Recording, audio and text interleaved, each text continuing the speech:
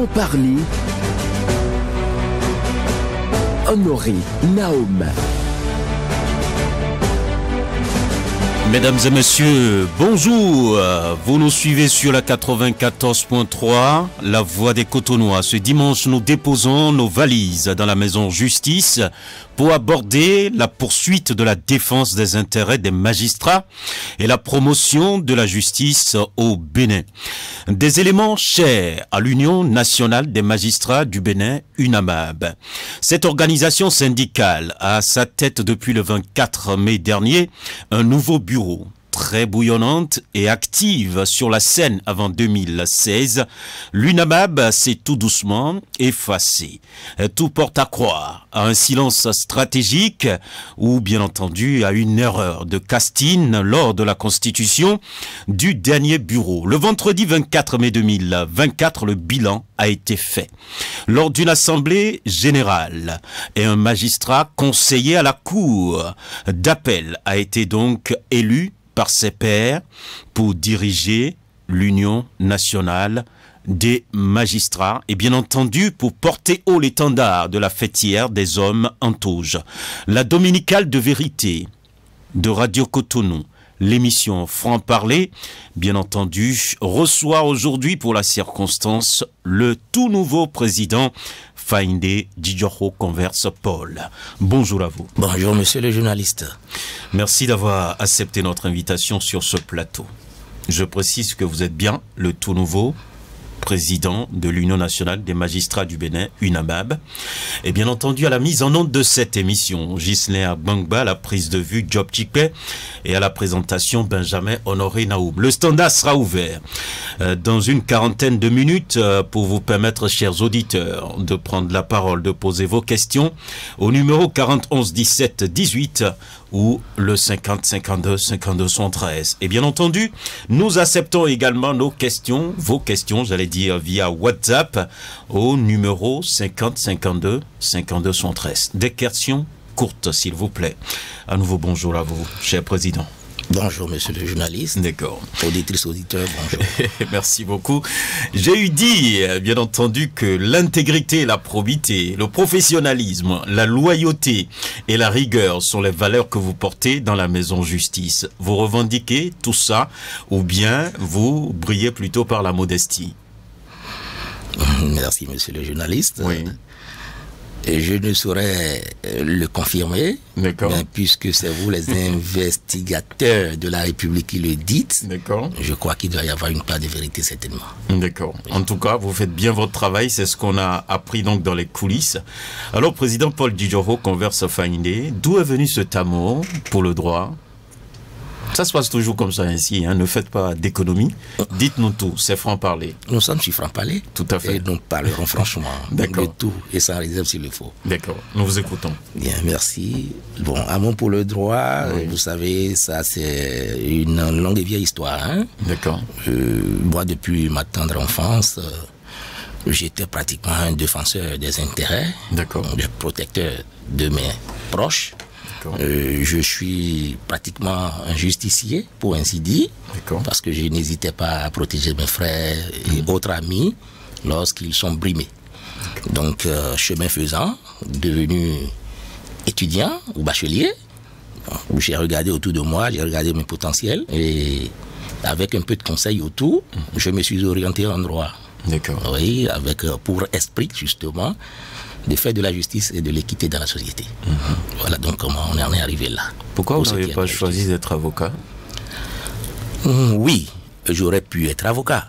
Disons que quand j'ai fini mes études et que j'ai obtenu ma maîtrise, ma première ligne était d'être avocat, comme vous l'avez si bien dit. D'accord. Et je me suis même prêté à des études et des examens. Pas 2 fois, j'ai fait l'examen de certificat d'aptitude à la profession des avocats, mais la chance n'était pas forcément au rendez-vous. Tout à fait. Donc, c'est tournant un peu le regard vers le concours de la magistrature que j'ai pu réussir en 2006. D'accord. Donc voilà comment on en est arrivé. Donc 2006-2024, hein, c'est pas petit. C'est pas rien. Comme parcours. Ça se passe bien? Ça va, sinon ça va. Vous êtes aujourd'hui en agbada comme moi, mais quand vous êtes en robe noire, comment ça se fait? Oh, mais écoutez, la robe noire, c'est un instrument de travail, c'est un costume. Ça ne vous change pas, c'est ça? Non, ça ne nous change pas fondamentalement, mais il faut reconnaître que lorsque vous rentrez justement dans vos attributs, vous êtes parfois, sinon presque toujours, une autre personne. Oui, parce que vous n'êtes plus habité de vos esprits habituels. Vous devenez bourreau, c'est ça? Pas bourreau, mais ça vous transforme. Vous devenez un homme purement impartial. Un Dieu vivant sur terre, c'est ça? Presque cela. Presque cela. Est-ce que c'est ce qu'on vous a enseigné? C'est de devenir un Dieu vivant et terroriser tout le monde, parce que là... Non, mais Dieu ne terrorise pas. Avec vous, mais quand Dieu vous êtes ne terrorise pas, cher journaliste. Est-ce que Dieu terrorise quelqu'un? Non, sur terre peut-être. Celui qui est dans les cieux ne nous terrorise pas, mais on a souvent peur quand on vient vous voir donc en tenue, en haut là-bas, quand vous tranchez sur des décisions, on se dit, mais voilà, quelqu'un qui n'a rien à cirer de qui que ce soit, il prend ses décisions. C'est ça? Vous êtes dans cette posture. Si vous ne l'êtes pas, dites-nous. Non, il n'y a pas de souci, je vous le dirai. Je vous dis expressément que c'est comme ça. En fait, c'est comme ça que nous sommes formés. Et c'est comme ça que le magistrat doit être. D'accord. Il doit être un homme juste, un homme impartial, un homme de vérité. D'accord. Et quand vous voulez être comme ça, vous n'avez pas de sentiment à avoir vis-à-vis de X ou de Y. Vous êtes des serviteurs de la loi. Et là où la loi dit il ne faut pas faire, c'est qu'il ne faut pas faire. Quelqu'un qui fait, qui vient. Après la décision, je pense qu'il doit pouvoir se dire j'ai eu le châtiment qu'il me faut parce que j'ai fait ce qu'il ne faut pas faire. Et celui qui a été victime également doit se sentir quand même soulagé, à l'aise, parce que la justice a pu être faite, rendue. Je crois que c'est l'état d'âme dans lequel nous nous retrouvons quand nous nous habillons. Ce n'est pas comme ordinairement où on peut développer des sentiments d'amitié, de fraternité, de ceci ou de cela, à l'égard de ceux que nous rencontrons habituellement. Voilà un peu... Merci beaucoup pour ces préalables-là. Merci. Alors, pour prendre la tête de l'Union nationale des magistrats du Bénin, votre liste a battu celle du doyen des juges d'instruction au tribunal de première instance de Parakou. Je parle bien évidemment du président Alou Bani. Alors, élection difficile pour vous ou bien c'était une évidence? C'est franc parler. Oui, bien sûr. Allez-y seulement. Vous savez, a priori, aucune élection n'est facile. A priori. Même s'il s'agit d'élections de responsables de classe, pour ce que nous savons, depuis toujours, ça n'a jamais été une petite et simple formalité. Il faut s'organiser, il faut pouvoir convaincre de ce que on est la personne vraiment habilitée à pouvoir assumer, porter la mission pour laquelle on est en train d'être désigné. C'est déjà ça. Pour revenir à ce qui s'est passé le 24, j'étais en tête de liste pour la liste qui a fini par avoir le déçu, mais face à une liste qui était tout aussi redoutable, portée par le collègue doyen des juges d'instruction du tribunal de première instance de première classe de Parakou, je veux le nommer, c'est le doyen des juges d'instruction Alou Bani, que je salue au passage pour sa combativité et qui n'est pas aussi des moindres en termes de compétences et de valeurs. Mais la majorité des magistrats présents et représentés avaient plutôt pensé que pour le moment, nous pouvons valoir plus que la liste que nous avions en face. Et la confiance nous avait été accordée. Donc voilà. La campagne dans le rang des magistrats, ça se passe comment? C'est à coup d'argent comme les politiciens? Non. Ça se passe comment? Non. Systématiquement, je vous dirais non. Oui, franc parler. Dites-nous alors. Non, comment ça se passe? À la magistrature, vous savez, l'argent circule trop peu, sinon pas du tout. Ça, je vous le dirai. Dans le développement, je pense que vous comprendrez. D'ailleurs, on n'en a pas pour pouvoir en distribuer. Et il faut dire, la magistrature, c'est quand même un corps d'élite. Et donc, c'est beaucoup plus le poids des idées. C'est la conviction. la campagne a été ce qu'elle a été, nous avons beaucoup plus fait du dialogue avec les uns et les autres sur déjà nos capacités. Bon, que quand même certains connaissaient, parce que nous ne sommes quand même pas au premier coup. Ça fait déjà un bon moment que nous avons été dans une équipe qui a dirigé. Ça fait un moment que nous étions toujours en lice par rapport aux élections précédentes. Donc, pour nous personnellement, c'était déjà de peu connu déjà. Maintenant, ceux qui étaient sur la liste avec nous également avaient à apporter des éléments qu'il faut pour qu'on soit convaincu de la force de l'équipe. Donc, nous sommes mis... C'est pourquoi vous avez choisi comme vice-président? Bien sûr, bon, bien sûr, ce sont ces éléments de casting qui avaient fait ça a fait son poids, c'est ça? Mais bien sûr, chaque élément de mon groupe a fait vraiment son poids. Ça, au passage, je les salue pour les efforts que chacun a fournis pour que nous en soyons là où nous sommes. D'accord. Bien sûr. Alors, aujourd'hui, vous avez donc mené cette élection. L'élection est désormais derrière vous pour la communion de tous les magistrats, ou bien il y a encore des grincements dedans? Vous pensez ça? Non, monsieur le journaliste... C'est une compétition quand même. Après la compétition, tout est rentré dans l'ordre, tout est au calme maintenant, il n'y a plus de compétition. Vous pourrez donc travailler dans la sérénité? Monsieur le journaliste, je vous ai dit... Oui. Le corps de la magistrature, c'est un corps d'élite. D'accord. Les petites querelles n'ont pas de place. D'accord. À partir du moment où les élections sont derrière nous, le reste, c'est le travail. C'est comment faire pour que nos objectifs soient atteints. Et ensemble, les listes c'est terminé. On ne parle plus de liste de ceci. Le président Loubani et moi, on s'échange. On s'échange. Et au passage, je vous dirais, quand vos publicités sont passées pour l'émission de ce jour, mais j'ai reçu justement ses félicitations par rapport à ça. Et il a approuvé, il a apprécié. Et c'est sur le forum de tout le monde, le forum commun Vive UNAMAB, qu'il s'est manifesté, il a fait son geste pour approuver justement cette sortie médiatique. S'il y avait des guéguerres, je pensais un instant qu'il s'abstiendrait.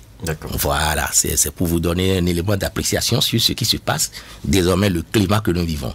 C'est ensemble pour des victoires. D'accord. Alors, avant l'élection, vous avez fait donc au cours de cette assemblée générale le bilan de l'UNAMAB. Est-ce que vous pouvez donner une idée de ce bilan que vous avez eu à faire le 24 mai dernier? Parlant de ce bilan, on veut connaître l'état. Oui, je ne vous fournirai pas forcément tous les éléments parce que je n'étais pas membre de ce bureau. J'ai juste écouté le compte rendu, le rapport qui a été présenté, et donc c'est les éléments que j'ai pu capter, que je peux exposer. Et je n'ai pas le support du rapport ici pour vous dire in extenso ce que ça contient. Mais dans l'ensemble, c'est encourageant. C'est encourageant.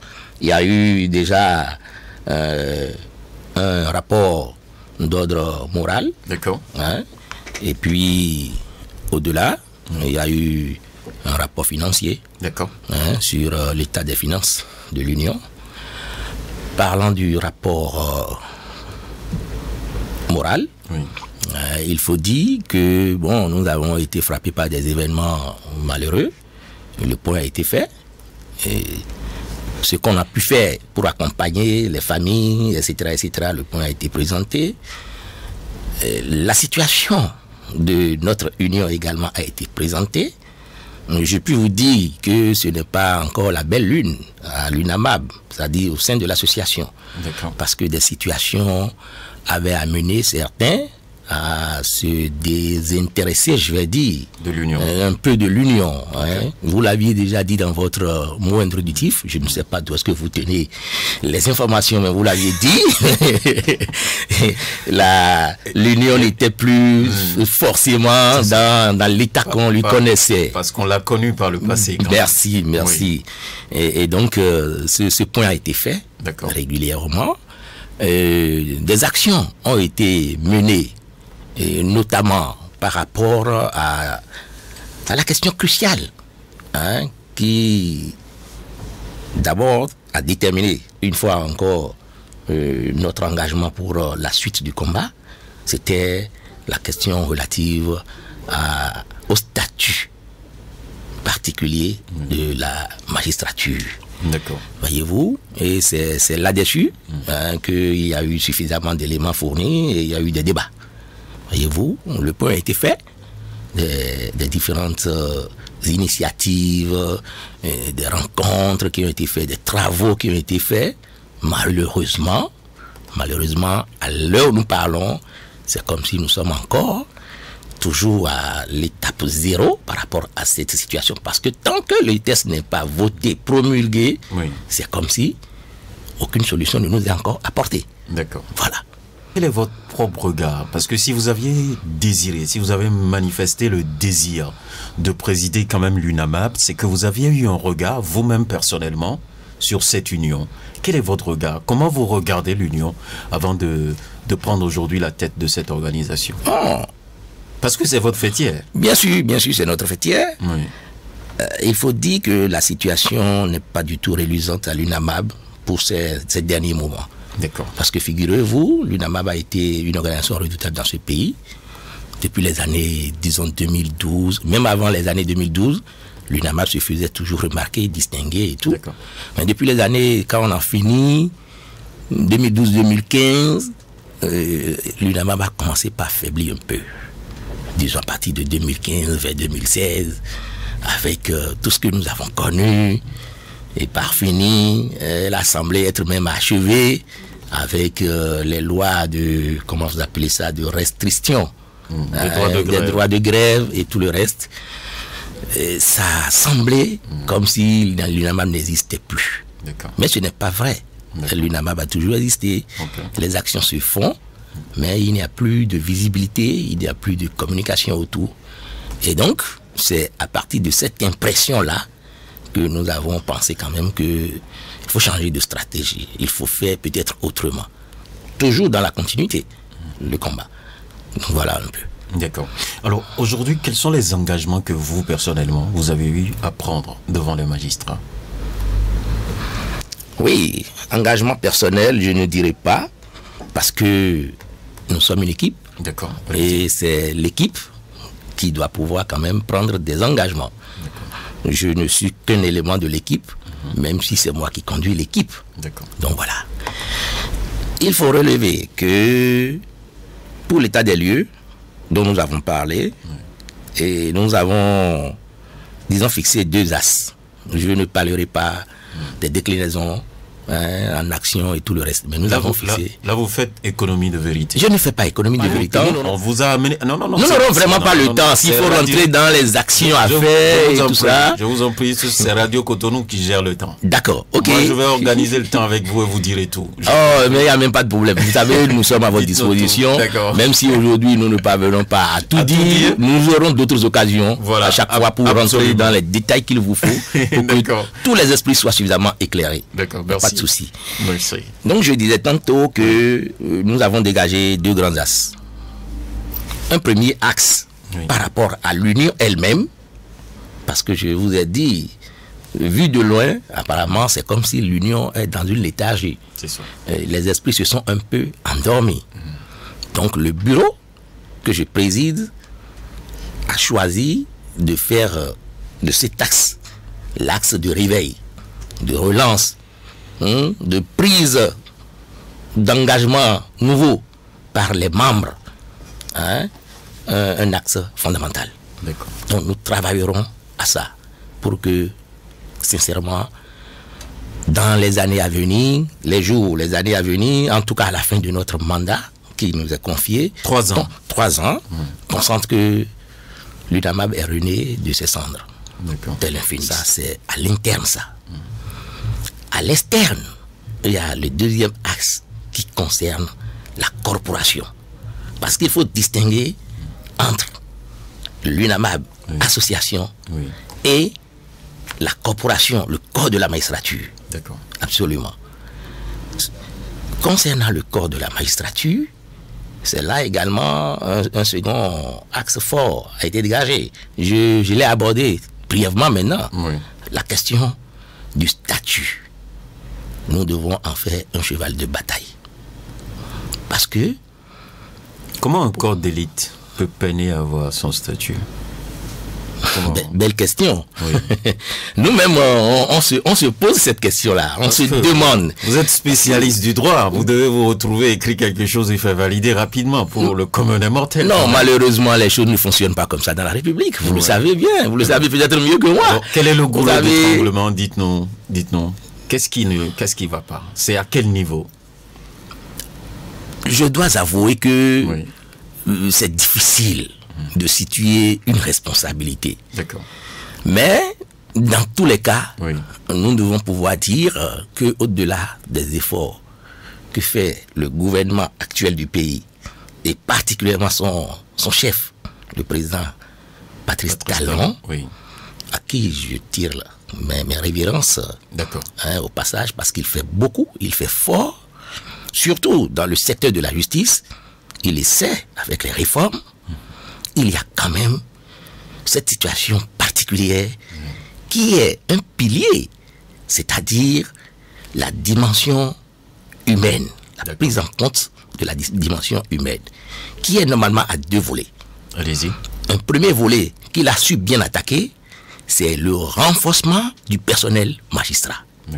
Et à cet effet, vous devez avoir constaté avec nous qu'il y a eu des recrutements. Depuis plusieurs années, il y a eu des recrutements qu'on peut même qualifier entre griffes de recrutement de masse. Parce que avant nous, notre promotion, qui est de 2006, je crois qu'il y avait 2 promotions qui ont fait un peu... Il y a quand même eu un plan de recrutement qui mettait la barre à 40. Et c'est un projet qui devait se faire sur 5 ans. Ça a pu être fait, je crois, sur 4 ans. Et nous étions en 2006 la promotion qui a pu faire les 40. Sinon les autres étaient un peu moins. Mais avec l'avènement de ce gouvernement et les réformes engagées, les recrutements maintenant, on les porte même jusqu'à 100. On projette de recruter 100. Et c'est parfois par la force des choses. Vous savez, excusez-moi, je ne fais pas chose. Le niveau... le standard recherché n'est pas toujours retrouvé. On ouvre des concours pour 100 places, mais au regard de ce qu'on veut. Parce que, comme je le dis... On veut la qualité. Merci, il n'entre pas dans un corps d'élite qui veut. C'est qui peut. C'est ça. On ne parvient pas forcément à avoir les éléments, la fine fleur, jusqu'au niveau, au nombre de postes ouverts. Donc ça a fait que, pour des recrutements, on s'est retrouvé à 85, 75, 76, mais il y a eu une promotion qui a fait à peine 12, là où on recherchait près de 100. Donc il y a eu ces problèmes, mais toujours est-il que c'est plus fort. Quand on recrute 75, 80 et quelques, c'est plus fort.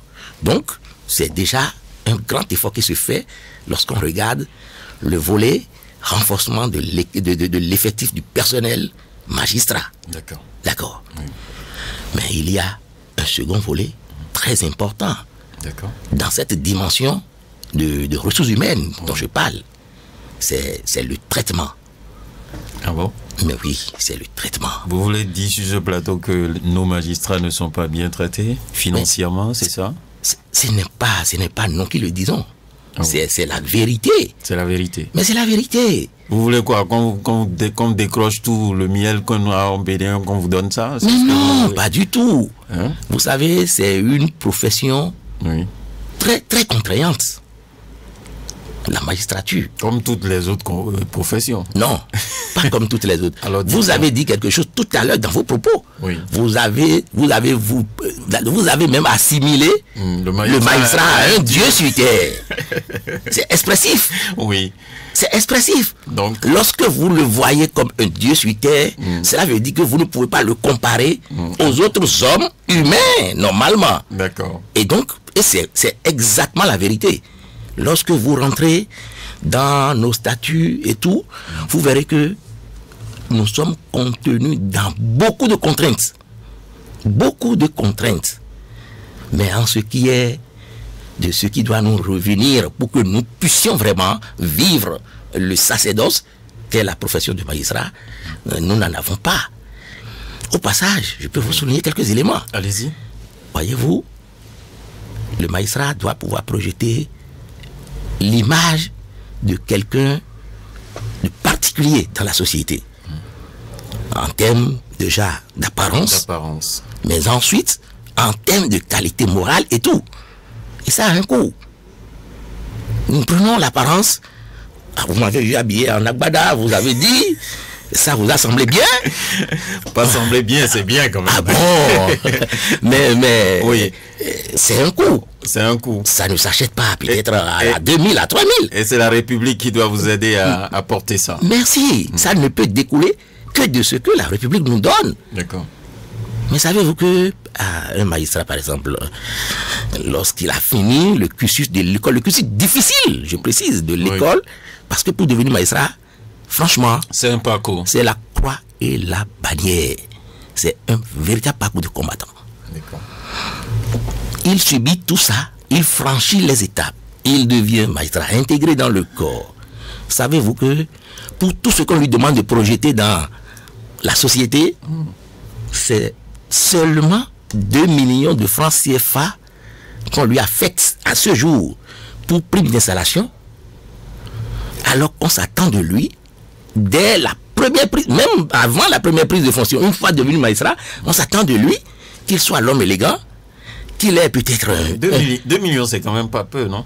Mais non, il faut rapprocher ça des contraintes que vous avez, des obligations qui vous sont faites. Le magistrat n'est pas quelqu'un qu'on peut voir en train de marcher dans la rue pour aller au boulot. Même quand on le voit à moto, mais ça laisse à désirer. Et ça l'expose. Il est tenu, je dis, dès la prise de fonction, il est tenu d'avoir un véhicule. Si vraiment lui-même veut se protéger et projeter justement chose. Si on va sur le terrain de véhicule, on peut dire que 2 millions, c'est petit. Merci. On va plus loin. Le magistrat, le jeune qui a fait ses études, il est peut-être resté chez ses parents tout le temps, jusqu'à avoir sa maîtrise. Il a essayé, son concours, ça lui a marché, il est allé à l'école avec le tutorat des parents, les aides et tout. Mais dès qu'il devient magistrat, il ne peut pas forcément continuer à vivre en famille, avec chose. On nous dit que le magistrat, c'est quelqu'un qui doit être assez difficile. Si vous le laissez vivre dans son milieu habituel, il ne peut pas se transformer pour être celui-là qu'on veut. Ça. Il lui faut se donner une liberté pour quand même merci. Être bien logé. Merci. Vous connaissez bien ce que ça veut dire aujourd'hui, parce qu'il ne peut pas se construire déjà une maison de carrière. Ça c'est vrai. Merci. Donc ça, voilà des choses. Sa santé, tout ça, ça a du coût. Vous voyez? Donc c'est pour dire déjà. Vous n'avez pas l'assurance maladie? Mais non. Vous n'en avez pas? Je vous le dis. C'est pourquoi je dis la relecture du statut, c'est un impératif. C'est très urgent normalement. Parce que ça fait partie des éléments qu'il faut revoir. Il y a beaucoup de choses que même le statut général des agents permanents de l'État nous accorde, mais dont on ne bénéficie pas. Qui plus est, des choses accordées par notre statut particulier qui pratiquement n'existe plus depuis 2018. Mais dont on n'a pas le profit. Pas d'assurance maladie, nous avons juste la prise en charge comme tout autre fonctionnaire, et ça, ce ne sont que les frais des soins et autres là, il n'y a même pas de produits pharmaceutiques, il n'y a rien qui soit couvert, donc c'est toujours dans le salaire. Et le plus grave... Mais vous êtes bien payé quand même, non? En dehors des 2 millions d'installations que vous trouvez donc maigres, vous êtes quand même bien payé? Quel est le salaire du magistrat?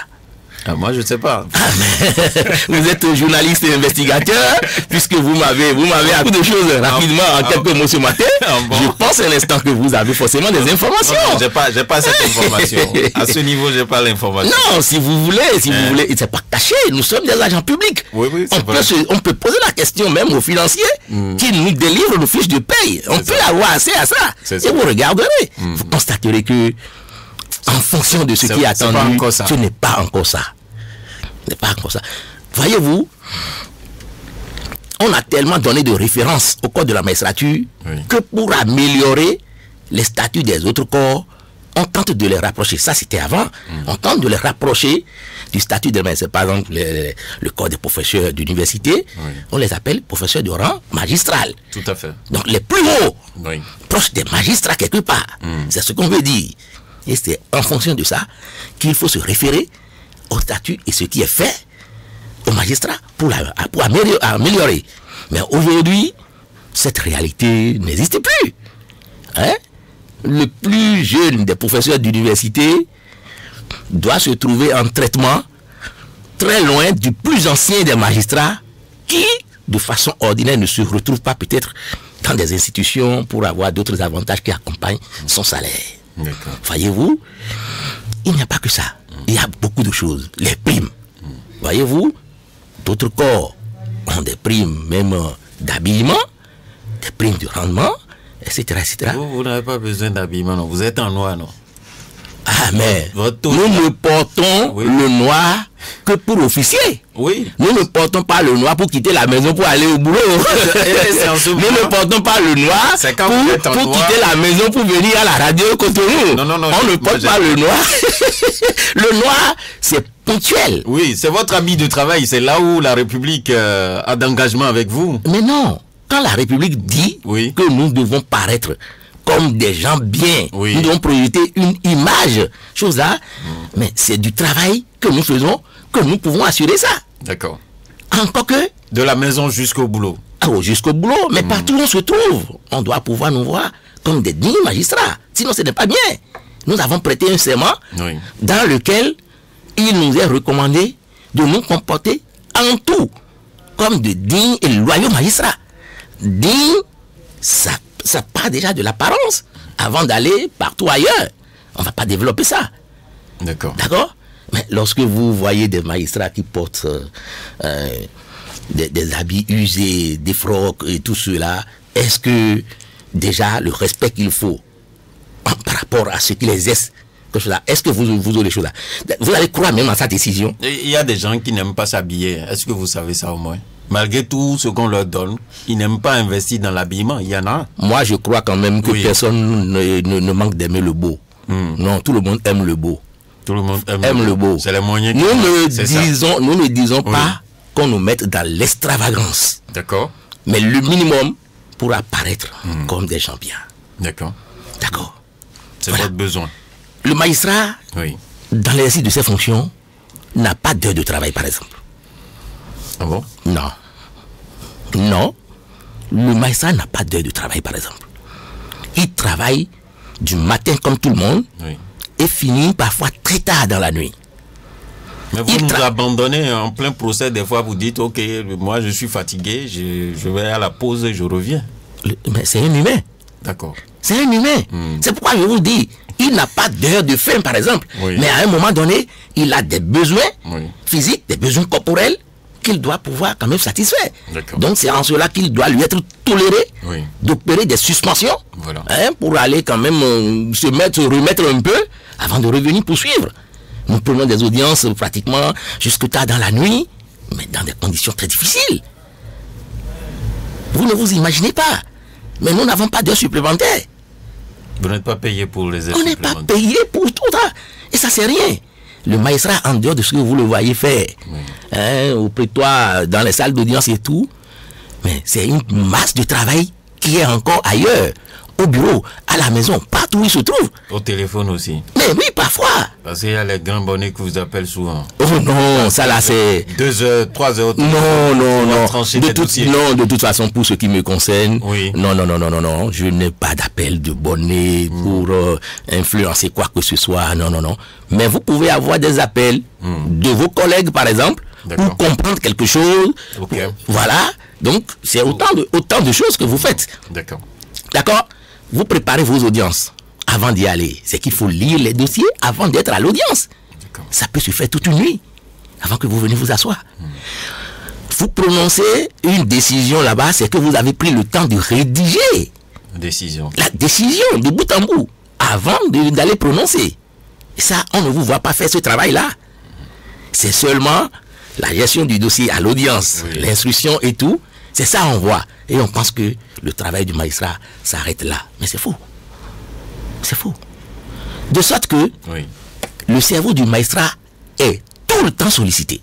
Vous savez que c'est la partie la plus vitale du corps. Tout à fait. Et quand on la sollicite comme ça, il y a toujours des retombées qui suivent. C'est pour cette raison que, généralement, les magistrats, quand ils résistent jusqu'à faire valoir leur droit à la retraite, vous allez les voir mourir dans les jours qui suivent. Parce que il n'y a pas la compensation qu'il faut pour recharger l'énergie qu'il met pour travailler. Les maladies sont toujours latentes. On n'a pas les conditions pour les prévenir ou pour les traiter à temps. Voyez-vous, il y a tout ça qui urge. Parce qu'aujourd'hui, les magistrats retraités, c'est-à-dire ils sont laissés pour compte. Vous pouvez gagner 1 million. Ils n'ont pas la pension de retraite. La pension est dérisoire, c'est ce que je vous dis. La pension est dérisoire. Qu'est-ce qu'on doit faire? On doit trouver d'autres ressources, c'est ça? Ou bien vous voulez qu'on relève la pension? Mais on doit pouvoir relever tout au moins. Vous savez, le magistrat, c'est quelqu'un, normalement, qui n'a pas autre source de revenus que ce qu'il gagne de son travail. S'il veut être indépendant. Mais c'est normal. L'indépendance de la justice passe par l'indépendance du magistrat d'abord. Et s'il veut être indépendant vraiment, ce n'est que ça. Parce que si vous le laissez dans les affaires, il y aura des connivences. Vous êtes indépendant? Moi, je peux vous le dire là, monsieur le cœur, je suis totalement indépendant. Vous vivez de votre salaire? Je vis de mon salaire. Ça, personne ne vous entretient pas derrière? Non, je n'ai personne qui puisse m'entretenir en dehors de mon salaire. C'est ça. Et c'est pourquoi vous vous battez pour que ce salaire soit plus consistant? Absolument. D'accord. Imaginez-vous, vous êtes en pleine carrière, vous êtes déjà traité comme ça, vous allez à la retraite, le salaire chute pratiquement des 2 tiers, et vous vous retrouvez avec un tiers. Alors que c'est en ce moment, vous avez besoin de moyens pour mieux vous entretenir, pour gérer les situations que vous avez accumulées, et tout le reste là. Vous n'avez pas de couverture sanitaire, vous n'avez rien. Est-ce que c'est bien? C'est vous qui aviez été le premier à vous étonner quand j'ai évoqué. Mais voilà un peu l'état des lieux par rapport à cette situation. D'accord. Je suis conscient d'une chose. Allez-y. Le chef de l'État, il a ça là présent à l'esprit. D'accord. Oui. Parce que... Vous avez eu l'opportunité d'en parler avec lui? Non, personnellement, je ne l'ai jamais rencontré. Peut-être que l'occasion va se présenter. Voilà. Et parce que vous êtes maintenant le boss de l'UNAVA, vous allez taper à tout quand même pour rester. Est-ce qu'il y a un boss? Seul Dieu est le boss. Je suis le président. J'ai vraiment l'occasion, c'est-à-dire l'obligation de conduire la BAC à bon port. Et toutes les portes seront quand même bonnes pour aller discuter de façon sereine, de façon respectueuse des problèmes, des situations que nous avons. Est-ce que vous êtes en train de me dire que vous ne serez pas un va-t-en-guerre, c'est ça? Mais écoutez, pourquoi voulez-vous que nous soyons va-t-en-guerre? C'est une vie syndicale, c'est une lutte syndicale. Si vous parlez déjà comme quelqu'un qui ne va pas donc taper du poing sur la table, est-ce que vos mandants donc seront fiers de vous? Je voudrais savoir. Je vous explique. Allez-y. Je vous explique. Moi, je veux tout savoir ce jour. Non, si vous voulez qu'on passe une journée entière à parler, je vous entretiendrai sur toute la journée, il n'y a pas de souci. D'accord, président Vaingbe, nous vous écoutons. Écoutez-moi très bien. Oui. Le bureau le plus bouillant que vous avez connu, qui est le bureau conduit par le président Adjaka de 2012, Michel Adjaka, de 2012 à 2015, j'étais le secrétaire administratif de ce bureau. Pour ceux qui ne le savent pas, je le rappelle. D'accord. Pour dire, oui, que non seulement je ne suis pas de la dernière pluie, mais les grandes batailles, j'avais ma main quelque part. D'accord. Comme aujourd'hui, mes coéquipiers ont leur main dans ce que je suis en train de faire ici et dans ce que je ferai. Mais puisque c'est moi qui suis le président, ce n'est que moi, on verra. C'est ça un peu. D'accord. Donc, c'est pour dire que nous avons tous les atouts pour y aller. Mais en réalité, ça dit taper du poing sur la table, comme vous le dites, c'est une question d'étape. C'est ça. Le dernier recours. Merci, c'est une question d'étape. Ça ne se fait pas sur un coup de tête. D'accord. Les principes de négociation existent, sont connus. L'OIT, le BIT, les ont établis. Il faut forcément prioriser le dialogue, les discussions, les négociations. Partagez vos difficultés avec votre employeur et au besoin lui proposer des situations, c'est-à-dire qui peuvent être des approches de solutions pour essayer de faire l'équilibre nécessaire afin que la production, le rendement soit au rendez-vous. Et ce n'est que lorsque éventuellement peut-être vous évoluez, on vous ouvre la porte, vous discutez, mais on ne veut pas peut-être mettre en œuvre ce qui est proposé et retenu pour que la situation se corrige. Ou lorsque carrément on vous bloque l'accès et tout, que vous êtes obligé de recourir à des méthodes plus fortes, à savoir les réactions, les marches, à savoir les sit-ins, à savoir peut-être les grèves d'avertissement, à savoir maintenant le blackout, à savoir. Donc, ce n'est pas que on vient en syndicaliste et déjà on doit pouvoir dire voici moi ma ligne de choses, je dois faire grève. Non, pas comme ça, pas du tout. Ce n'est que lorsque les situations l'exigent et que vous pouvez penser à ça. Donc, a priori, ce n'est pas une question de fatanguer. Nous sommes des partenaires sociaux et nous serons dans le dialogue social comme cela se doit. Si, entre-temps, les circonstances nous obligent à être plus forts dans les réactions, nous n'hésiterons pas. En tout cas, nous sommes un bureau exécutif, nous ne sommes pas les décideurs, c'est l'Assemblée générale qui décide. Nous, on ne fait que mettre en œuvre ce qui est décidé. S'il arrive des moments où l'Assemblée générale en décide ainsi, il en sera ainsi, sans gêne. Sans gêne. Vous êtes élu même le jour où il y a eu l'ouverture du dialogue entre le gouvernement, dialogue syndicat-gouvernement. Vous étiez après votre élection? Nous ne pouvons pas. Oui, parce que vous étiez en Assemblée générale. Merci. Nous ne pouvons pas. Et puis, je vais vous dire, il y a une petite particularité qu'il faut savoir. C'est ça. Et l'UNAMAB est un syndicat un peu à part. Oui, c'est le corps d'élite. Non, pas forcément. Qu'on vous traite autrement, pas non, pas forcément. Pas forcément. Ce n'est pas que c'est parce que c'est le corps d'élite, mais c'est parce que justement, je vous ai dit, des obligations sont faites aux magistrats personnellement qui l'amènent à ne pas pouvoir se mêler à tout le monde. Voyez-vous, c'est déjà ça le fondement.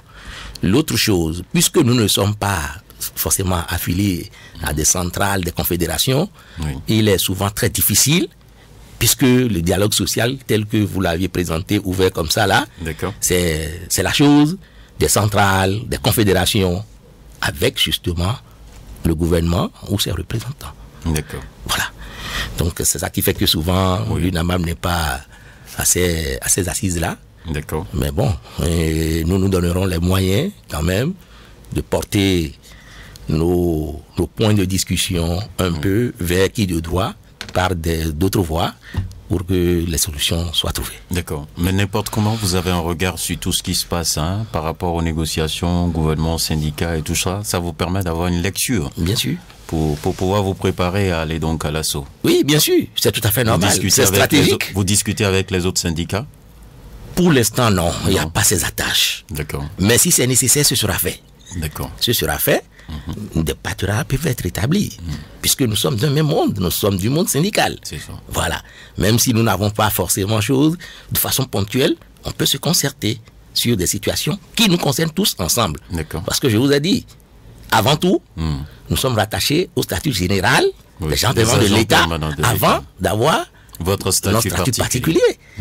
Qui n'est plus forcément un statut particulier aujourd'hui, parce que ce statut, mais qu'on devrait avoir, est là en souffrance, on l'a pas, mais il y a des saucissonnages qui se font. On a commencé par avoir de petits statuts particuliers. Mais qui peut vous aider à avoir ça? Qui peut vous aider dans la République? Non, ce qui est sûr, nous parlons avec des employeurs. Nous sommes des employés, nous avons un employeur. Et quand nous parlons syndicat, c'est forcément avec les employeurs, c'est l'État.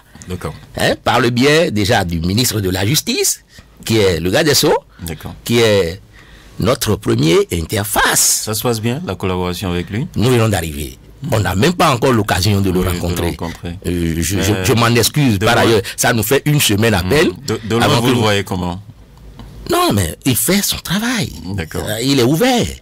Il est ouvert. C'est un monsieur bien. Jeune dynamique, c'est ça?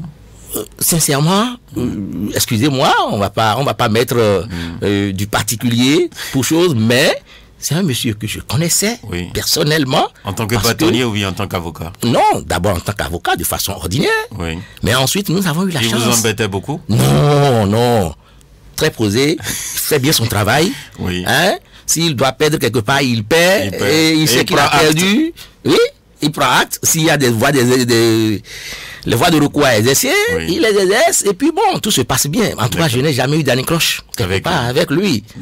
Pas moins qu'avec ses autres collègues également. Si chacun fait bien son travail, on a moins de choses, moins de petits problèmes entre nous. Mais j'ai eu la chance par ailleurs d'être avec lui quand la commission a été déjà dissoute aujourd'hui. Sinon, il existait la commission nationale de législation et de codification. Commission à laquelle j'avais participé, travaillé. Et quand j'étais secrétaire administratif de l'UNAMAB entre 2012 et 2015, et lui aussi, il était désigné par ses pairs et nous avons travaillé ensemble. C'est un monsieur bien. Ça s'est bien passé. Intellectuellement au point. Et puis pondéré, bon travailleur en tout cas. Donc, a priori, je pense que ça doit pouvoir bien se passer. Il aura certainement notre écoute, notre attention. C'est sûr.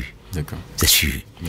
Au-delà de lui, celui-là qui est le dernier rempart qui pourra apporter les solutions, vous le savez très bien, c'est le chef de l'État. C'est le président de la République. Pourquoi vous n'allez pas à l'Assemblée? Parce que ça doit être adopté, non, à l'Assemblée. Mais il faut bien, vous avez dit adopter. Quand on ne soumet pas quelque chose, on ne peut pas adopter. Il faut bien que le chef de l'État, mais je compte sur lui, je sais qu'il le fera. Parce que sa vision pour la justice. Il reste beaucoup de temps, hein. C'est 2 ans. Oh, ce n'est pas grave. 2 ans, c'est beaucoup. C'est beaucoup pour vous. C'est beaucoup. Nous sommes dans cette République. Nous avons vu des lois qui sont passées à l'Assemblée, qui ont été votées en une fraction de seconde. Voilà. Donc, c'est pourquoi je parle de la volonté politique. Hein? Si le chef de l'État nous écoute, nous entend, nous comprend, en tant que ses enfants, puisqu'il est le père de la nation, le premier magistrat de la République, s'il nous comprend, s'il voit que nous sommes dans la dynamique qui est la sienne, d'avoir une justice de qualité, et tout le reste, et ce que nous disons participe à ça, mais je pense qu'il n'hésitera pas, il va le faire. Je suis très convaincu. Merci beaucoup à vous. On va maintenant ouvrir l'antenne aux auditeurs qui vont prendre la parole pour vous poser des questions. Vous allez noter donc les questions et après vous allez répondre. Et s'il y a d'autres biscuits, on va en parler avec vous pour le bien de votre corporation. Bien entendu, le secteur des magistrats. On a le premier intervenant, les bonjour. Bonjour, honoré Benjamin Naou. Carlos Michel Aounou. C'est moi. D'accord, nous écoutons. Votre invité qui est un ami, M. Paul Maninger, félicitations à vous pour votre brillante élection à la tête de cette institution. Merci, M. Aounou. L'UNAMAB a marché dans les rues de Porto-Novo. Elle a mené des luttes qui ont payé et qui ont certainement cité aux locataires actuels du palais de la Marina. Est-ce que sous la rupture, vous avez plus de revendications où le président Talon a réussi à fermer votre bouche parce que le peuple ne vous entend plus, surtout sur des questions d'intérêt national? Deuxième préoccupation, quelle direction prendront désormais pour lutter pour un mieux-être des usagers de la justice et des Béninois en général, car le peuple béninois souffre. Troisième et dernière préoccupation, la crise économique est accentuée par des licenciements abusifs, des chômages à haut débit, ce qui a obligé certains de nos compatriotes à aller chercher l'Eldorado en passant par les autres Tunisiens. Mais malheureusement, il y a eu souffrage. Le bilan est là. Pourquoi en est-on arrivé là, M. Paul Maninger? Très bonne journée à chacun et à tous. D'accord. Merci beaucoup à vous, Carlos Michel Aounou, pour votre question. Nous allons prendre un autre intervenant. Bonjour. Bonjour, monsieur Honoré Naoum. Votre nom? Idrissou Liamidi Koumayon. Nous vous écoutons. Bonjour, monsieur le magistrat. Bonjour. Tout à l'heure, je ne suis pas du tout d'accord avec vos démonstrations. Vous avez parlé de salaire dérisoire. Quand dites-vous des promesses mirobolantes? Ma première question. Promesses mirobolantes. Promesses de qui? Promesses mirobolantes que les usagers ont l'habitude de faire aux magistrats. Ah bon? Vous avez compris? Les promesses. Nous essayons de comprendre. D'accord. On va se prononcer. D'accord, on va vous répondre. D'accord. Ma première question, hein. Et ma seconde question, qu'en dites-vous des saisis qu'on doit déposer au greffe et que certains ont l'habitude de garder sur eux ou bien qu'on doit détruire et qu'ils ont l'habitude de détourner ou qu'on profite? Et qu'en pensez-vous des dossiers scellés? Pourquoi aujourd'hui on envoie tout le monde en prison alors que dans certains pays on envoie des gens faire la prison chez eux avec comment on appelle des bracelets et des bracelets électronique. Merci de m'avoir passé le mot. On envoie des gens faire la prison chez eux avec des bracelets électroniques. Parce qu'aujourd'hui, nos prisons sont pleines. D'accord. Merci. Merci beaucoup à vous. À dimanche prochain. Merci à vous. Beaucoup. Liamedi Koumayon pour votre... Oui, bonjour. La fréquence municipale de Cotonou, bonjour. Sébastien Nyokhosou. Exactement. Nous vous écoutons. Je salue votre invité. Bonjour, monsieur Nyokhosou. Bonjour, président. Ma première préoccupation, la justice a le fait de corriger une illégalité, de combler un handicap, de sanctionner une faute, de sauver le pauvre de la main du riche ou du plus fort, et de sauver le citoyen lambda, je vais dire citoyen seul, de la main de votre question maintenant, s'il vous plaît, votre question. Ma question, on dit que les gens n'ont plus confiance à la justice en Afrique. Parce qu'ils disent, surtout si vous avez une affaire avec l'État, vous ne gagnerez jamais. Que ferait le président de l'INAMA pour que les citoyens aient confiance maintenant à leur justice? Deuxième préoccupation, Criès, d'autres l'appellent courte exception, qui ne devrait pas être dans un pays démocratique, vrai ou faux. Et on attend que certains avocats ne veulent plus plaider, ne veulent plus défendre des clients devant la cliente au Bénin aujourd'hui. Est-ce que c'est vrai? Et si c'est vrai, pourquoi? D'accord. Merci. Merci beaucoup. Des avocats qui ne doivent pas défendre des dossiers devant la criette. Qui refusent de plaider devant la criette. Est-ce que c'est eux-mêmes qui refusent ou bien on leur interdit d'avoir à plaider? Non, c'est eux-mêmes qui refusent. Des avocats qui refusent délibérément d'aller là-bas. D'accord. Bon, n'importe comment, vous aurez une réponse. Merci. Lui n'est pas avocat, c'est un magistrat, donc on va poursuivre avec un autre. Bonjour. Bonjour. Mathieu Rantonou. Affirmatif. Nous vous écoutons. Merci beaucoup. Monsieur le Président, toutes mes civilités. Merci. Je vous retourne mes considérations. Merci beaucoup. Une langue qui peut entendre ce sigle et ne pas trembler dans le passé. Je parle des gouvernements tout ça. Président, courage à vous. Merci. Puisque vous aviez fait le passé avec M. Latiaka. Donc, vous n'êtes pas un oiseau rare. Maintenant, mes questions. Est-ce que l'UNAMAR du Sud peut encore aujourd'hui répondre ou se défendre? On entend un peu. On vous reçoit pas bien. Hein. Si vous êtes à l'intérieur, il faut sortir là. On ne vous reçoit pas bien. Je ne suis pas dans un trou, mais j'allais là-haut. Allez-y. Mais ça, c'est un peu... Allez-y directement sur les questions, s'il vous plaît. Voilà. Est-ce qu'il y a d'alors, dans du passé, on peut comparer l'UNAMAP d'aujourd'hui au passé, je dirais. Parce que l'UNAMAP, dans le passé, défendait l'intérêt en ce sens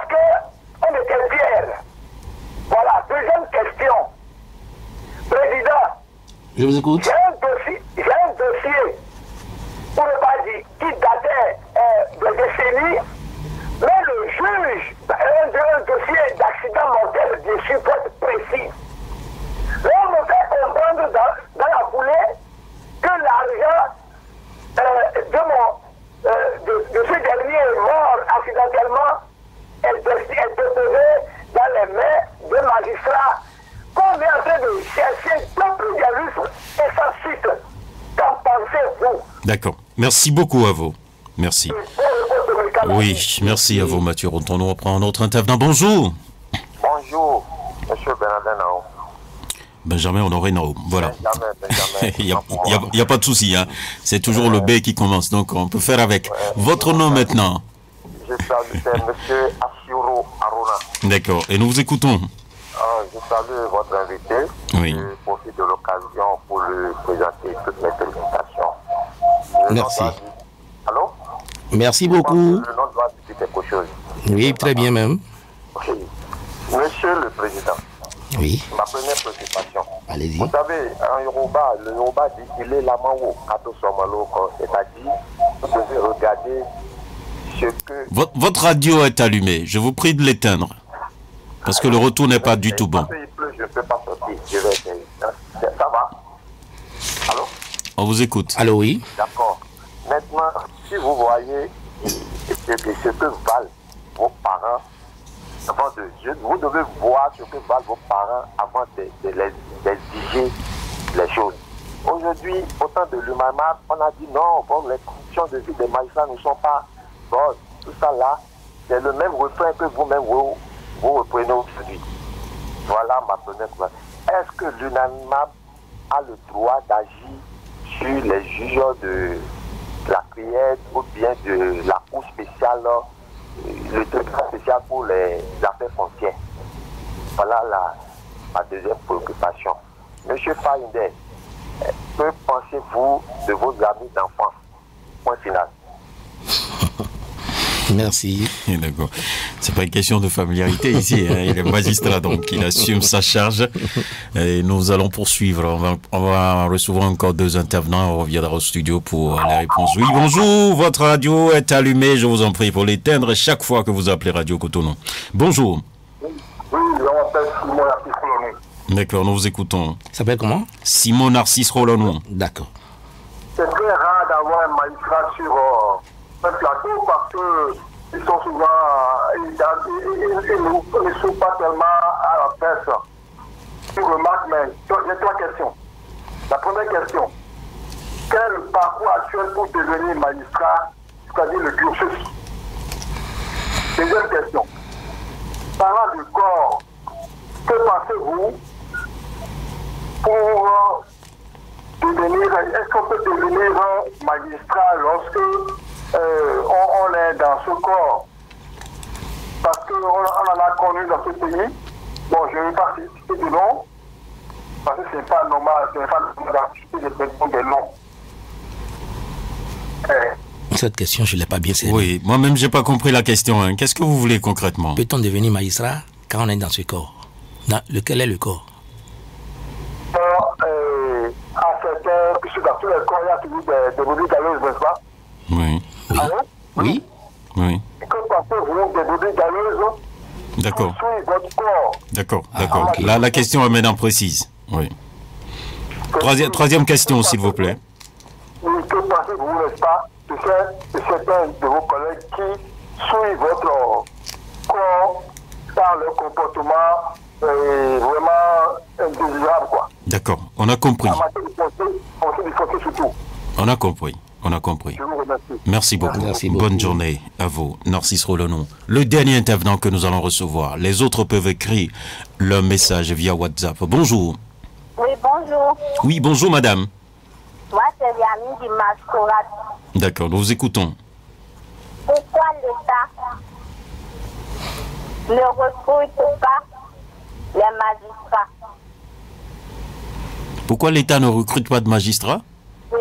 Oui, mais depuis le début de cette émission, hein, l'invité en a parlé. Il y a eu des recrutements, beaucoup de recrutements même cette fois, avec ce gouvernement. Il nous a rassuré qu'il y a eu beaucoup de recrutements. Ok, d'accord.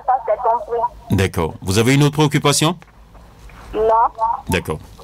C'est compris alors. Merci beaucoup à vous. Hein. On revient donc sur le plateau pour pouvoir répondre aux auditeurs. Président, vous avez la parole. Vous avez noté les questions, vous pouvez donc commencer à répondre. Je vous aiderai d'une manière ou d'une autre en tout cas. D'accord, merci beaucoup, monsieur le journaliste. Oui.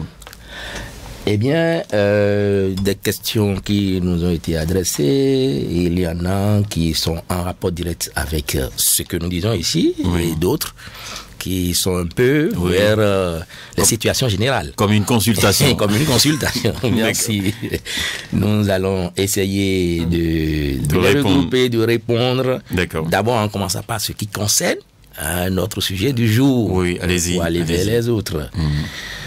On nous a demandé, on nous a dit, bon, pourquoi ce silence de l'UNAMAB depuis, disons, l'avènement du régime actuel? Et si on peut espérer que l'UNAMAB redevienne ce qu'elle a été. Moi, je ferai remarquer simplement que l'UNAMAB est et demeure ce qu'elle est. D'accord. L'UNAMAB est et demeure ce qu'elle est. Les modes d'action peuvent varier. Et je l'ai expliqué brièvement.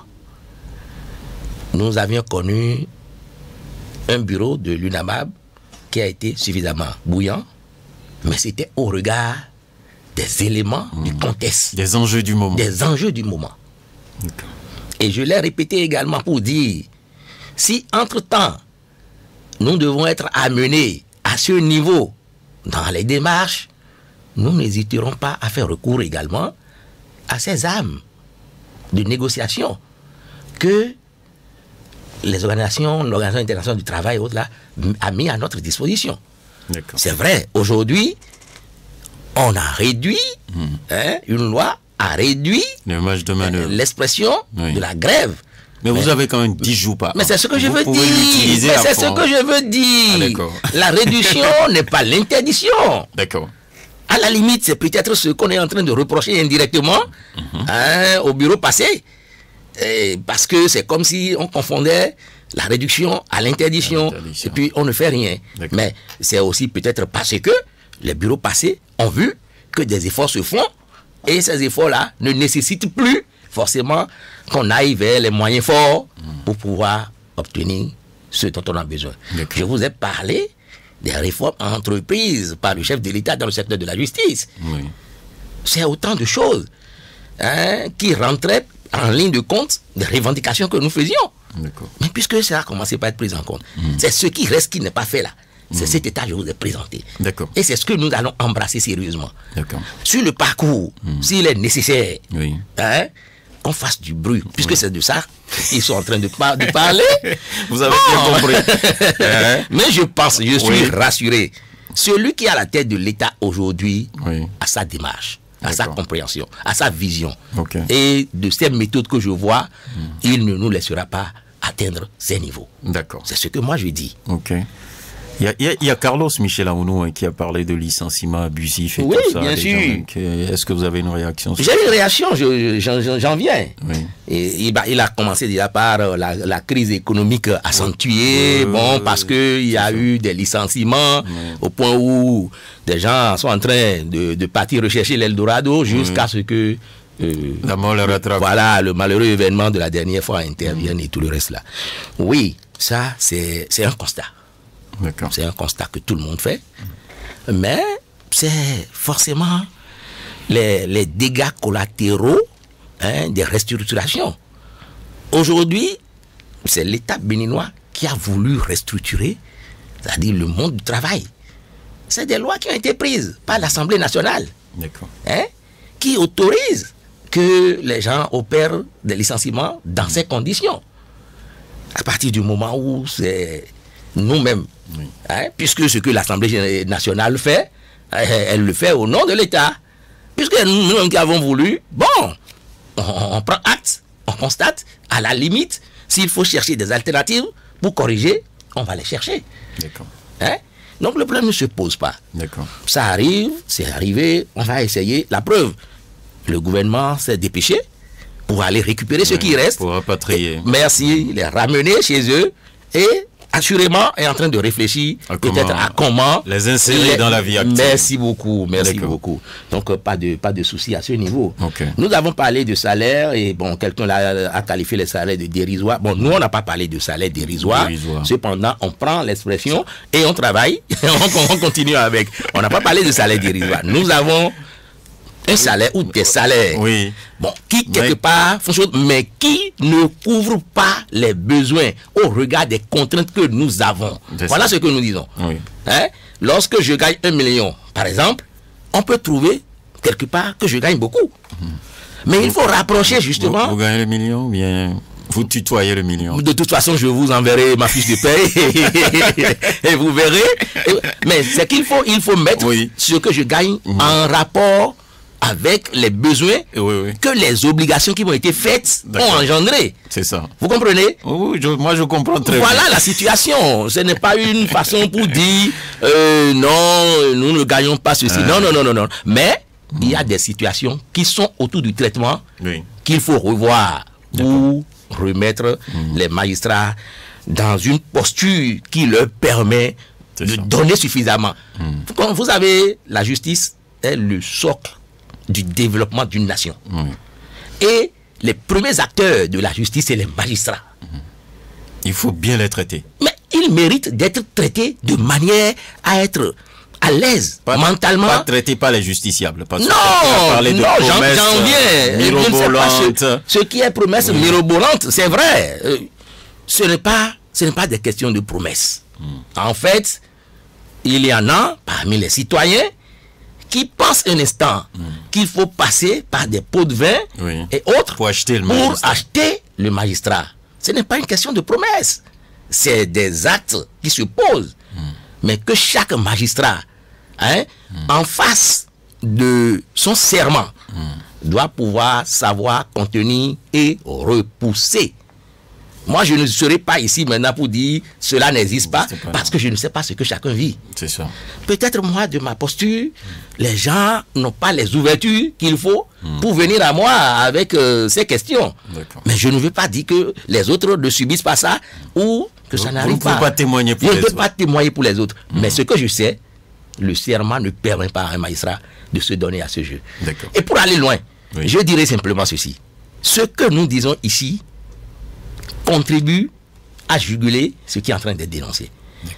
Lorsque on met vraiment le magistrat à l'abri du besoin et il vit de ce qu'il sait faire et de ce qu'il fait de bien pour la République, mais il lui est très facile de dire non à toute tentative de corruption.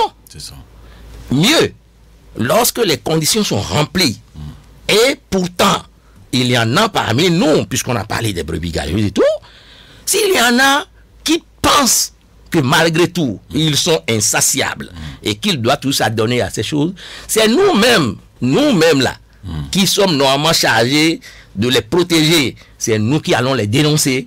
Et ils subiront. Mais c'est ça. Ils subiront les sanctions qu'il faut. Je ne le dis pas pour faire chose. Je suis sincère, je suis sérieux. Et chaque magistrat doit faire attention. Il paraît que vous opérez des saisies, des dossiers scellés. Non, bon, il a parlé, c'est un amalgame. On ne va pas faire chose. Il veut parler des biens qu'on saisit au cours des procédures. Et parfois, il arrive des moments où on ne les retrouve plus, normalement, là où on les a déposés encelés. Je ne dirais pas que c'est des situations qui n'existent pas. Ça existe. Ça a existé. Même si récemment, je n'en ai plus entendu parler, mais ça a existé. Oui, même au tribunal de Cotonou ici, j'avais entendu parler de ça. C'est vrai. Écoutez, c'est des hommes qui sont chargés de veiller à ces choses. Et ils ne sont pas vraiment faibles. Merci. Faibles devant l'argent. Merci. Alors, mais ceux qui ont fait, puisqu'on n'est pas venu à les identifier, mais ils ont subi les sanctions. Peut-être que le peuple n'est pas informé de ce qu'ils ont été sanctionnés et sévèrement sanctionnés. Et chaque fois que ça se passera comme ça, il y aura toujours des sanctions. Maintenant, l'autre chose qui favorise, vous savez, nous ne sommes pas encore, notre système, je vais dire, n'est pas encore au niveau où il faut pour avoir le cadre approprié pour entreposer parfois les biens scellés. Les biens saisis qui sont sous-scellés. Il faut ça. Il faut que le cadre il faut protéger ça. Il faut que ce soit un travail d'archivage sérieux, vous comprenez, pour que très bien, il n'y ait pas la facilité de soustraire, etc., etc. Aujourd'hui, si vous allez dans les salles de scellés, mais c'est des magasins remplis de tout, n'importe comment, avec des toiles d'araignée, de ceci, de cela. Dans ces conditions, même si les gens sont en train de soustraire... Vous n'avez pas d'agence d'entretien? Mais on ne peut pas envoyer n'importe qui dans une salle de scellé. D'accord. Des salles dans lesquelles on entrepose peut-être les drogues saisies et tout. N'importe qui ne peut pas avoir accès à ça. D'accord. Mais il faut quand même qu'il y ait un système d'entreposage qui permette de faire un contrôle facile, très rapidement. Et chose assez de ça, il faut faire la proposition à l'État. Pourquoi vous nous envoyez en prison aussi facilement? Yamidi Koumagnon en a parlé. Alors qu'on peut utiliser d'autres mécanismes. Oui, oui. Bon, je ne sais pas pourquoi il dit qu'on envoie en prison facilement. Il y a pas d'arbitraire dans l'envoi en prison. Il n'y a pas d'arbitraire. Condamné ou condamné, c'est tout. Vous allez en prison. Écoute, est-ce que quelqu'un est attrapé dans une rue et jeté dans une maison d'arrêt? Non. Vous ne verrez pas. Il faut forcément que la personne ait été soupçonnée de quelque chose, que la personne ait été présentée à un procureur ou un juge d'instruction, encore qu'aujourd'hui les juges d'instruction n'ont même plus le pouvoir de déposer, parce qu'il faut aller jusqu'au juge des libertés et de la détention pour faire chose. Mais il faut forcément que ça passe dans ces filtres-là et que l'on sente le besoin au regard des conditions fixées par la loi, parce que ça répond à des conditions. Ce n'est même pas sur coup de tête. Ça répond à des conditions que les magistrats apprécient avant de décerner un mandat de dépôt. Pourquoi on aille mettre quelqu'un en prison? C'est vrai. L'autre réalité, c'est que nos prisons sont remplies. Et vous continuez d'envoyer. C'est ça le problème. C'est un dilemme. C'est un dilemme. Ce n'est pas parce que les prisons sont remplies que vous allez cesser de condamner les gens. Merci. Que le magistrat va cesser de faire son travail. Auquel cas, il y aura déni de justice. Quelque part. Et ça va être aussi grave. Ça va être très grave. D'accord. Et ça va empirer même les situations au dehors. Les malfrats, comprend et tout le reste. Si le magistrat dit la prison est remplie et les laisse, mais ils vont continuer de plus belle. Et puis, bon, ça va être très grave. On ne peut plus vivre dans notre société. Donc, il faut choisir. C'est ça. Maintenant, il faut appeler peut-être le gouvernement. Et le gouvernement fait. Si vous regardez dans les plans stratégiques du ministère de la Justice et tout, vous verrez tout ce qui est en train d'être fait. On construit suffisamment de prisons pour répondre. Les prisons ont été construites depuis des années pour une population donnée. C'est ça. La démographie fait son œuvre. Imaginez, quand le Bénin était peut-être à 4 millions, 5 millions, et on construit des prisons pour 500 personnes, 1000 personnes, et qu'aujourd'hui le Bénin se retrouve à 12 millions, 13 millions, et les prisons n'ont pas changé de capacité. Il y a de quoi remarquer quelque chose. Mais le gouvernement fait quand même on va évoluer son œuvre. Parce que nous tendons vers la fin, on va évoluer. Vous voyez que le temps ne nous suffit plus. Je vous l'ai dit. S'il fallait qu'on développe, on serait là jusqu'au soir. D'accord. Sébastien Yonrosso a parlé bien entendu de la confiance en la justice et il dit qu'on ne gagne pas face à l'État. Je ne sais pas d'où il tient cette information. Moi, je suis magistrat. Condamné l'État combien de fois? Mais presque toutes les fois que l'État doit être condamné, j'ai prononcé ma décision. Et j'ai vu des collègues prononcer leur décision également. De tout le temps. De tout le temps. Et il n'y a pas un marteau sur la tête? Mais vous n'avez pas reçu un coup? Moi, non. Non. Je vous avoue. Vous avez fait le travail en toute indépendance. En toute indépendance, avec le professionnalisme qu'il faut. Et je crois hier ou bien aujourd'hui?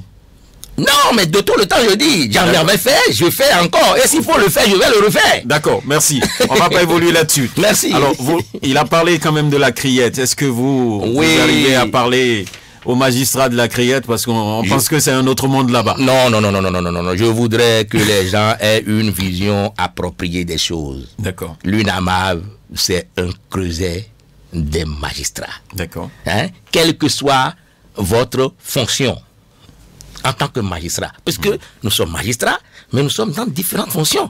Voyez-vous, quelle que soit votre fonction, quelle que soit votre juridiction. La criette est une juridiction. Et la CESAF est une juridiction. Mais c'est pas parce que vous êtes dans une juridiction que vous n'allez pas vous retrouver sous les obligations de votre association si vous vous réclamez membre de l'association. Tous ceux qui se réclament membres de l'association sont soumis aux obligations, aux devoirs et tout de l'UNAMAB. Donc il n'y a pas un cloisonnement à faire pour... S'ils font mal en tant que membres de CRIET, l'UNAMAB leur dira vous êtes en train de mal faire. S'ils font bien, l'UNAMAB les applaudira également.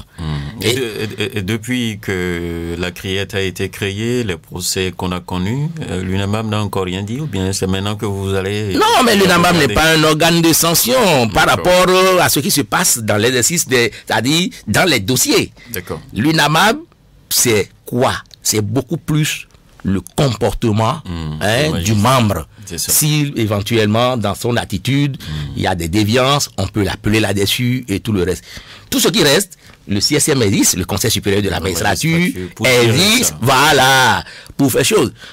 Il n'appartient pas à l'UNAMAB de commencer par dire vous ne devez pas vous comporter de telle manière dans tel dossier, mais le CSM est en mesure d'aller loin, de passer par les sanctions disciplinaires et d'aller vers les sanctions plus élevées, à savoir même la radiation, si éventuellement... Est-ce que vous avez fait une expérience déjà à la CRIET, vous? Je sais que vous êtes conseiller à la Cour d'appel. Je suis conseiller à la Cour d'appel de Cotonou. Je ne suis pas passé, mon parcours n'est pas passé par la CRIET. Par la CRIET, non. Vous souhaitez ça? C'est une juridiction. Et si l'autorité m'appelle, moi c'est partout où il y a justice, où on me demande d'aller servir, que je vais servir. Il n'y a pas de réserve, il n'y a rien. Vous n'avez pas peur des récriminations parce que les citoyens posent la question parce qu'on a peur de la CRIET. Non, mais vous avez la peur du gendarme est le début de la sagesse. D'accord. On doit pouvoir avoir peur de toutes les juridictions, pas que de la CRIET, pas que de la CESAF. On doit avoir peur de toutes les juridictions pour ne pas commettre justement des impairs. D'accord. Mais si c'est fréquenter les juridictions, parce que c'est des services administratifs, services publics, on n'a pas à avoir peur. Rentrez dans les juridictions, demandez toutes les pièces que vous voulez et tout le reste là, et vous serez servi librement. Mais si c'est pour commettre des infractions et autres là, il est normal que l'on ait peur. Parce que si on vous prend, vous serez sanctionné. D'accord. C'est ça. Et j'aimerais vous poser une question avant, parce que le temps est largement parti. Comment un corps d'élite peut saccager les biens que l'État met à sa disposition? Je veux parler des instruments de sonorisation dans les salles d'audience. Parce qu'on voit aujourd'hui, vous souffrez et les citoyens aussi qui viennent là souffrent. N'écoutent même pas vos décisions. Le gars est condamné, il ne sait même pas combien de mois l'ont condamné parce qu'il n'a même pas entendu le verdict. Comment vous faites? Je vais apporter la réponse à votre question, mais je voudrais quand même commencer par vous demander à vous-même si vous pensez que ce sont les magistrats qui vont saccager les biens qui sont mis à leur disposition. C'est à votre disposition. On découvre Nous, on a vu quand même que la sonorisation a été réalisée. Vous avez utilisé ça à quelques moments et paf, on ne voit plus rien. C'est vrai. Et vous souffrez, nous souffrons aussi. Merci. Puisque nous en souffrons, alors je pense que ce ne peut pas être notre œuvre à nous. Alors, qu'est-ce qui s'est passé? Ce qui se passe souvent, c'est parce que les salles d'audience ne sont pas suffisamment sécurisées. Peut-être après les audiences, il y a des personnes qui n'auraient pas dû avoir accès à des salles qui viennent. Voyez-vous? Ils sont courageux quand même. Oui, qui parfois, se comportent de cette manière-là. Soit ils soustraient quelque chose, etc., etc. J'ai entendu dans les juridictions où les gens sont allés démonter des moteurs de choses, comment vous appelez ça, des climatiseurs. Voyez-vous, c'est des actes de vandalisme, bizarrement, et ça ne peut pas être l'œuvre des magistrats. Nous, on revendique d'ailleurs, ça fait partie des conditions de travail. Le magistrat ne peut pas être en train de s'égosiller alors que celui à qui il parle ne peut même pas l'entendre. Vous venez de le dire. Vous condamnez quelqu'un qui ne peut pas entendre la peine à laquelle vous l'avez condamné. Est-ce que c'est une bonne chose? C'est pas du tout une bonne chose. Nos efforts que nous faisons là, ça ne se ressent même pas. C'est ce que ça veut dire. Et c'est pourquoi chaque fois, nous revendiquons l'amélioration de ces conditions de travail. Voyez-vous, là où ça n'existe pas, on demande qu'on fasse. Là où ça existe, on demande que ça soit bien entretenu. Etc., etc. Et nous allons continuer la veille là-dessus. D'accord. Il n'y a pas de souci. Il y a Simon Assis Rolano qui a demandé le parcours pour devenir magistrat. Bon, ça c'est simple. Je vais lui répondre très rapidement, puisque le temps est parti. Oui, tout à fait. en réalité, tout part d'un concours. D'accord. Il y a un concours et pour accéder à ce concours, il faut être diplômé d'une maîtrise en droit au moins. Vous pouvez avoir un doctorat, vous pouvez avoir chose, mais de façon ordinaire, c'est que vous avez au moins une maîtrise en droit, vous constituez un dossier qui vous oblige à être de nationalité béninoise, à avoir des limites d'âge, etc., etc.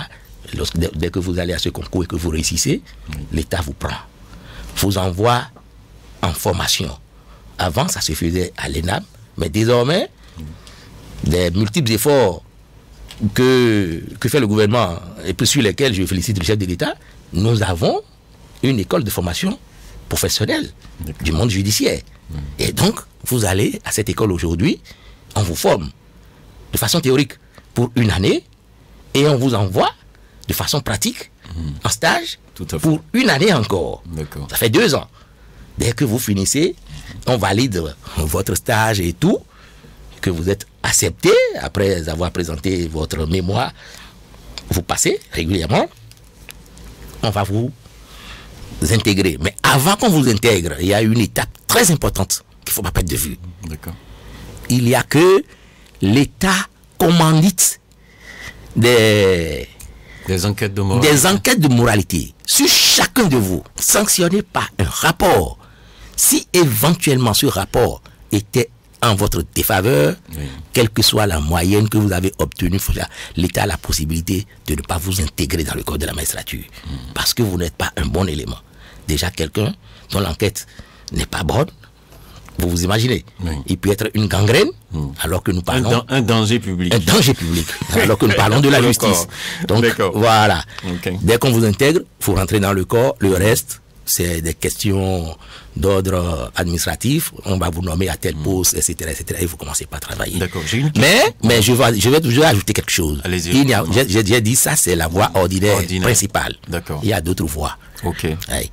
Donc, dès que vous êtes, la loi retient que si vous êtes avocat, ou vous êtes professeur d'université, vous avez totalisé une certaine ancienneté, 10 ans, etc., etc., vous pouvez écrire. Et demander à rejoindre le corps des magistrats. Voilà, rentrer dans le corps des magistrats. Et lorsque on statue là-dessus et que c'est bon, vous serez intégré dans le corps. D'accord. Voilà. J'ai reçu une question via WhatsApp, une question bien courte. Dites-nous la différence qu'il y a entre magistrat et administrateur de justice. Il n'y a pas un corps d'administrateur de justice. Il n'y a pas un corps. Il y a un corps de magistrats. Qui est composé des juges, des procureurs, tout ce que nous connaissons. Mais à la limite, il y a un corps d'officiers de justice. Je ne sais pas si c'est de ça la personne voudrait parler. Un corps d'officiers de justice qui ne se confond pas au corps de la magistrature. C'est un corps à part qui se situe entre la magistrature et les greffes. Voyez-vous, c'est des greffiers d'un niveau supérieur. Et c'est parmi eux que aujourd'hui, pour la plupart, on choisit les greffiers en chef auprès de nos juridictions. Voyez-vous, c'est des officiers de justice. Votre mot de fin maintenant. Merci monsieur le journaliste. Merci à Radio Cotonou de nous avoir donné justement l'occasion de nous exprimer, de présenter un peu la situation de la justice, de dire un peu l'état des lieux, et de dire également nos attentes à l'endroit quand même de nos autorités d'une certaine façon. Et nous sommes là pour contribuer d'une bonne façon à l'œuvre de la justice de ce pays. Nous ne sommes pas venus pour tirailler. Non. Nous allons contribuer de façon significative, de manière à ce que la justice se tienne bien. Mais le dernier mot, c'est à l'endroit des membres de mon association. Et je voudrais bien que tel que ça a commencé le 24, que ça se poursuive. Puisque le 24, il y a eu suffisamment de mobilisation. Il y a eu suffisamment d'engagement. Je voudrais que ça se multiplie d'ailleurs et que, c'est-à-dire, leur engagement soit plus remarquable sur tous les points. Nous, on est là pour servir, mais nous ne pouvons pas faire mieux si on n'a pas leur appui. D'accord. Il ne faut pas que, après nous avoir élus, ils pensent que c'est l'affaire du bureau, ils n'ont qu'à se mettre à l'œuvre, ils n'ont qu'à tout faire pour que nous, on ait des choses. Non, c'est ensemble que nous sommes forts et nous demeurerons toujours forts. Merci beaucoup à vous, Djidjoho Converse Paul Faïndé. Vous êtes le nouveau président de l'Union nationale des magistrats du Bénin, UNAMAB. À nouveau, merci pour votre passage sur l'émission Franc-Parler. Fidèles auditrices et auditeurs de Radio Cotonou, merci aussi à vous pour l'écoute et la participation. Était à la mise en onde de cette émission Ghislain Agbangba et à la prise de vue Job Chipé, à la présentation Benjamin Honoré Naoum. Merci à chacun et à tous. Restez câblés, 94.3 Radio Cotonou. Bonne suite dominicale à vous.